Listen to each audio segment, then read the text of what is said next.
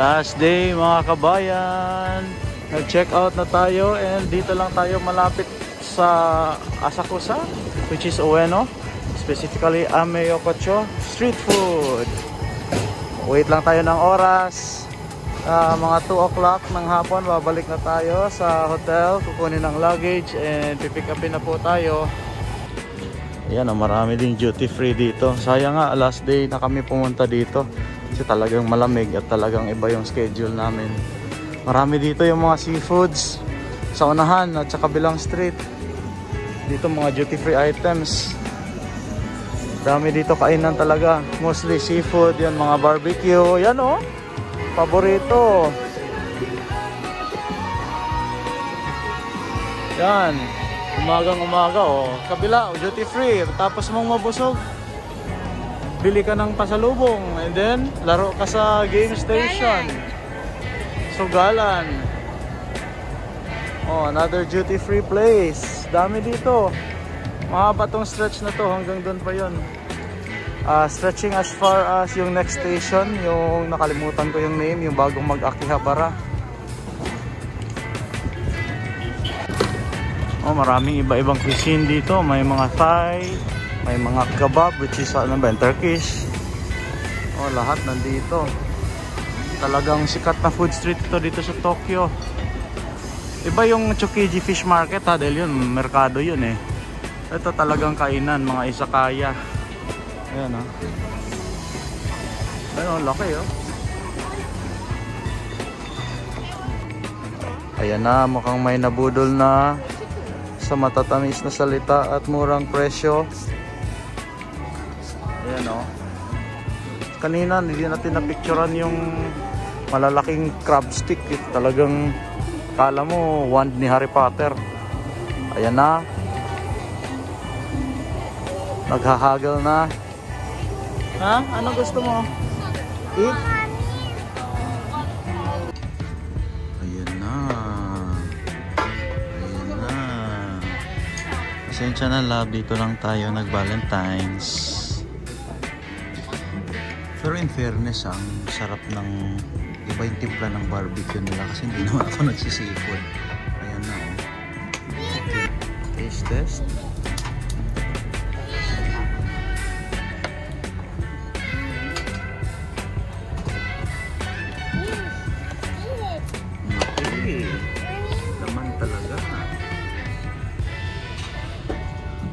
Unang kagat, laman agad. Sarap. Baka may ano naman, barbecue. Mga wagyu. O tara. Tara. Sana makapag-Ueno Park pa kami. Pero mukhang alanganin na. Dami ng turista, dami na tao. Hanap tayo ng ibang makakain. Yan o, daming. Dito pala tayo dapat bumili sapatos eh. Wala na, last day na. Next time, dito pala, bilihan. Oh, dami. So doon food street, dito food street, puro food street.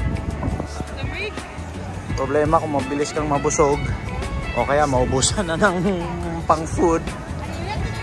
Ayun oh, grabe oh, Peking duck ba yan? Oh. So diretso doon mga kabayan, puro pa rin yan kainan. Eh di na tayo tutuloy dyan dahil busog na tayo. Punta na tayo sa Ueno Park. Let's go, balik tayo.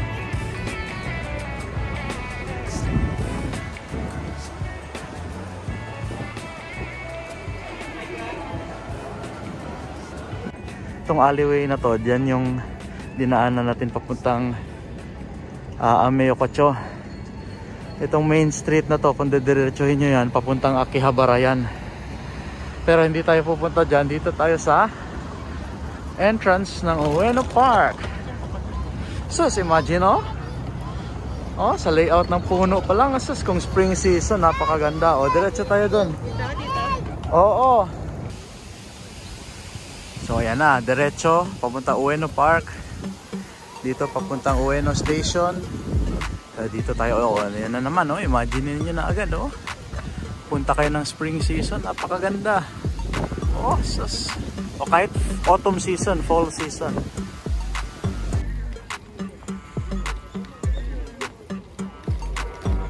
Pagdating nyo sa may intersection, tuloy lang papuntang Ueno Park. Sa kanan may maliit na temple, and sa left papunta nung lake. Yan, pababa.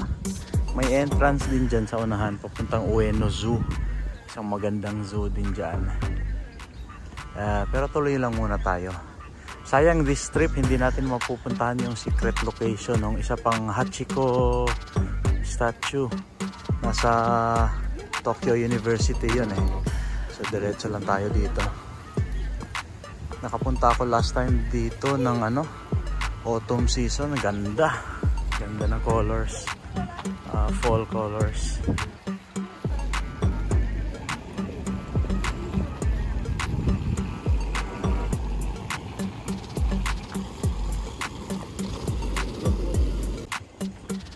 Hindi nga tayo nagkamali mga kabayan, nagsisimula na nga.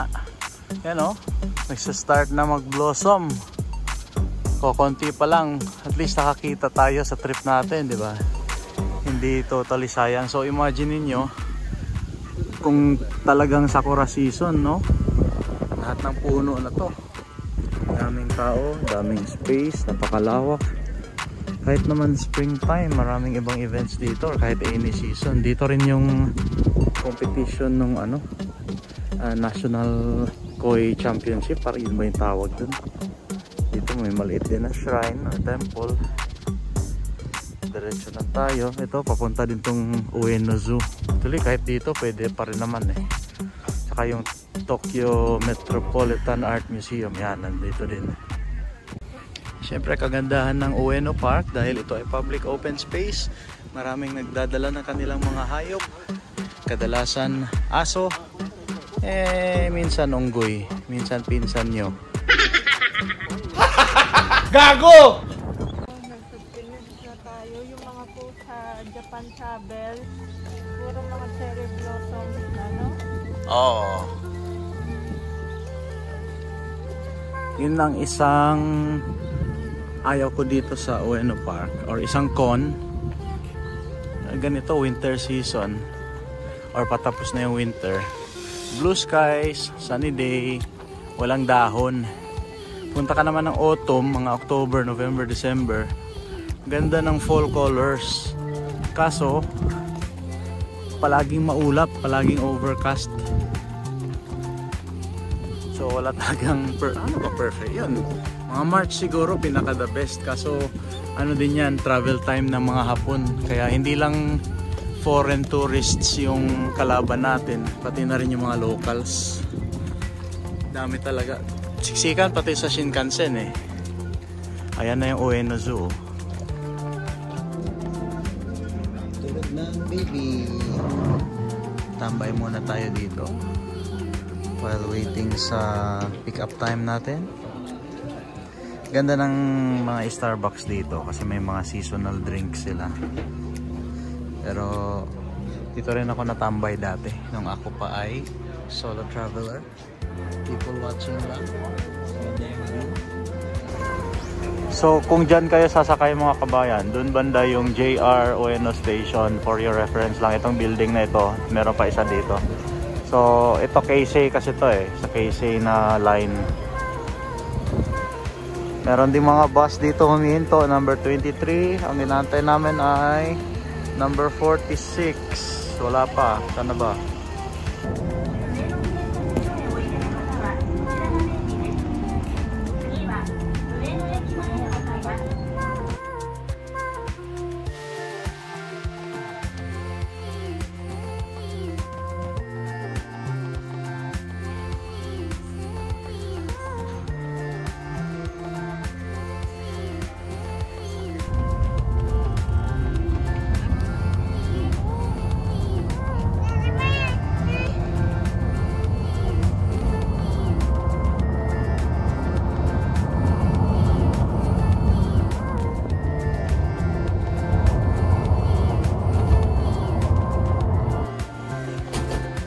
Dito na tayo sa Narita. Timbang ng bagahe and check-in na. Okay, nakapag-check-in na mga kabayan haba ng pila. it pays to be here early. Tsaka dapat naka-package ng maayos yung mga bagahe natin, nakatimbang ng maayos. May timbangan naman dito sa terminal. Ayun, ayusin lang natin yung mga hand carry, mga jacket, dahil mainit na sa airport. And then ikot-ikot, kain, CR, everything.